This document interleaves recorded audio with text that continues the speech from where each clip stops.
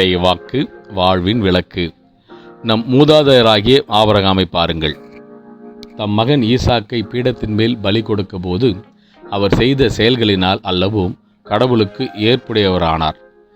Abraham ஆண்டவர் மீது நம்பிக்கை கொண்டார், அதை ஆண்டவர் அவருக்கு நீதியாக கருதினார் என்னும் மறைநூல் வாக்கு இவ்வாறு நிறைவேறியது. மேலும் அவர் கடவுளின் நண்பர் என்றும் பெயர் பெற்றார். யாக்கோபு 2 அத்தியாயம் 21, 23 வசனங்கள். சுருக்க விளக்கம்.